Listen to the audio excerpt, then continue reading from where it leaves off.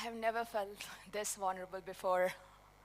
Believe me, I have been very private. I have never shared things which I'm going to share before. There are chapters of my life which are hidden from everyone.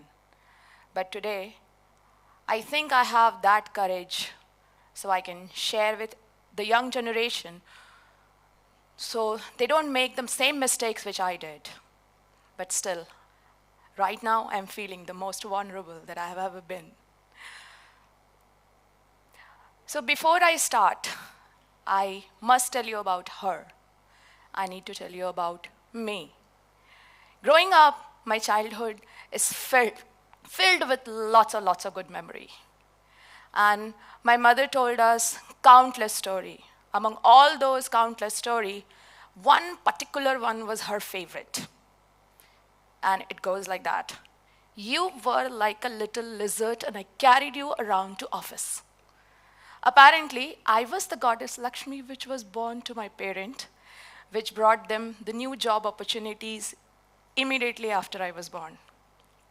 That was a part of the story anyway, which my mother told every time. Continue with the memories whole day. It will take more than a day maybe. But the specific one which I remember is the ice cream Wednesday and the puri Sunday. Puris everywhere. And then I was winning a lot of painting competition in the school. I was part of the dance team. And I think I was doing fairly well in the academics as well. Again, my childhood is filled with lots of good memories. But then, nobody prepared what was about to happen. Yeah, trouble in paradise. Well, this term is commonly used for when you have a trouble in your personal life. But at that time, I didn't have any personal life. This paradise was my parents' paradise. I was living in my parents' paradise. They were my paradise, and I was in their paradise. Well, technically, they were in on and off relationship. They fought a lot, but they made up at the end of the day. That was important. They did made up. But one day, they decided to stop talking to each other. Believe me, nobody prepared us for the storm which was about to hit us. The storm which hit us, I fell to the ground.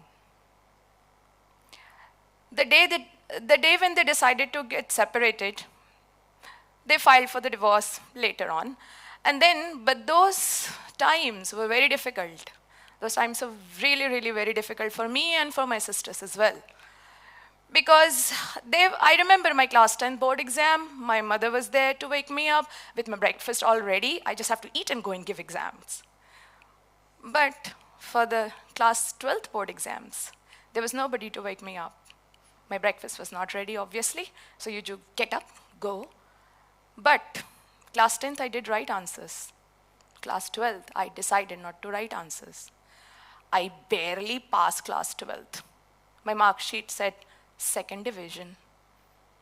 When I say I barely passed, I literally barely passed. I did not write answers. When I gave to class 12, there were two papers for one subject. First used to start at 7, and the second paper used to start at 2 o'clock. I did not come home during the break. I sat in the school all alone.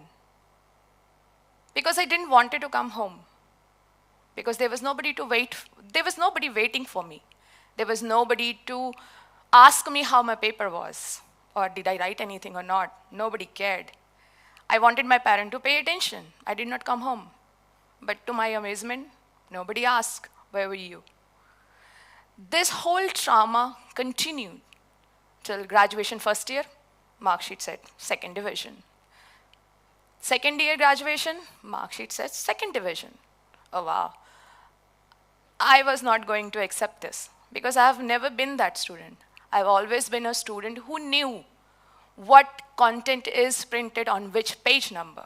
I was never that student who is not able to write answers. But then I blamed everything to my parents. I told it is their fault. I'm not writing answers. I kept on telling myself that they are responsible for this whole situation. But I realized They are not writing the answer. It is me who is writing the answer and who is not writing the answer. So I decided to make some changes. I decided that I'm not going to let my past, which is not the past, define me. I have to reinvent myself. I have to come back to the place where I was before. So for that, I did few things which I regret. I did few things which I'm really proud of, which I'm going to share next. It is very important to accept your feeling. What, you're feeling ashamed that your parents are separated? You're feeling sad? You're angry? You're frustrated? You're scared? It's okay. It's all normal. There will be people who will be telling you, they might be laughing at you. Who cares? They don't know how you are feeling. It is important what you are feeling and how you handle it. This is what is most important. Keep on telling yourself that you're feeling which are important. It is also important to control what you can. I was not invited to my sister's wedding. I never saw my younger sister as a bride. I cried for that for like 2-3 months. They gave me some excuses. I thought it was excuses. I'm using the word excuses very specifically.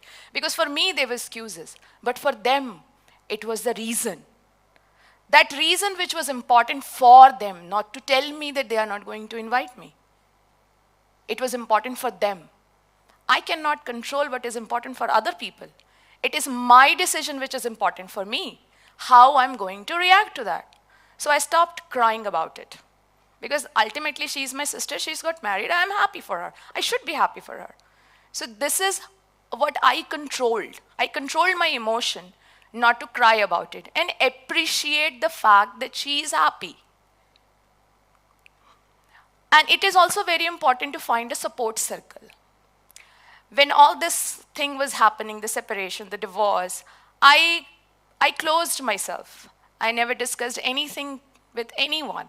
I didn't even tell my friends, my close friends. I have few good friends, but I never shared this. At that time, now they know, but at that time I didn't. Because I was afraid that they are going to laugh at me.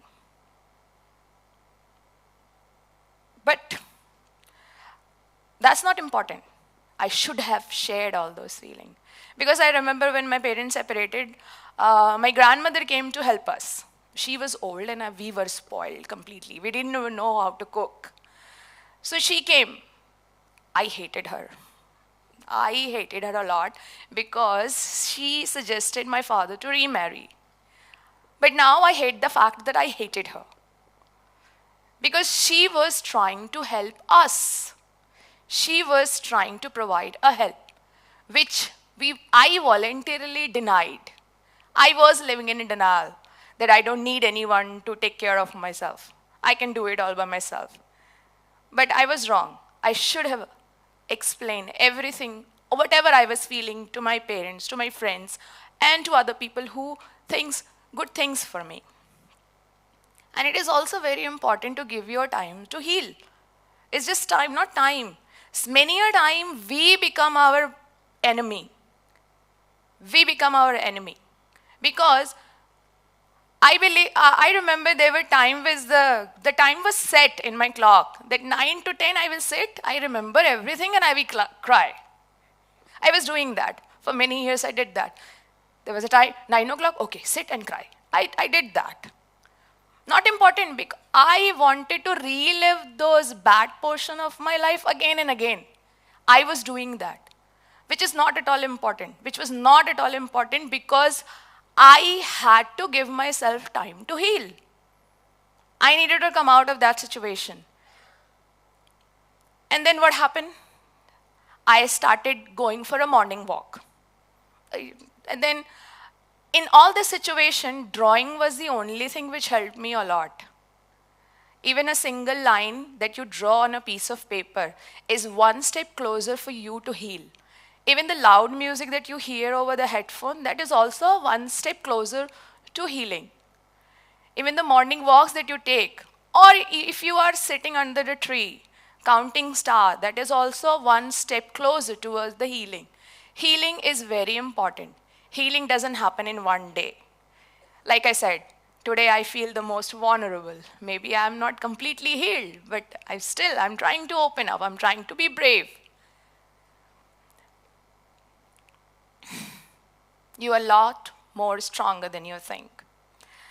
I'm not proud to admit, but I took some money from my father's pocket and I went to see a psychiatrist because I was so depressed. I was crying a lot over the situation. So there I was, sitting across the table, crying my heart out. He was patiently listening. And at the end of crying, he explained so many things. And when the session ended, outside the clinic, I stood. And he didn't tell me anything which I didn't know. I knew everything what he told. But I was just not smart enough or acceptance enough to see that I know and I have to apply it. It was me who refused to apply it. We know everything. We need to be stronger. And we have that capability to be strong. Many a time during the divorce, kids involved in this whole process, they tend to blame themselves, that it is our fault. We did something wrong. That's why our parents are getting separated. But know that adult minds are wired in a different ways. They feel, they try to calculate everything. If the calculation goes right, you remain married for 20, 50 years. But if the calculation don't match, you part your ways and leftovers are the kids. But never blame yourself. It is not your fault. Keep on telling yourself that it is not your fault. Because it is you who have to stop living in the past. It is you who has to continue maintaining your present because the future is bright. You have to wait it. Believe me, there is a mouse who is always afraid. That is within us. But there is a lion also within us who is ready to roar whenever a time needed. Thank you so much.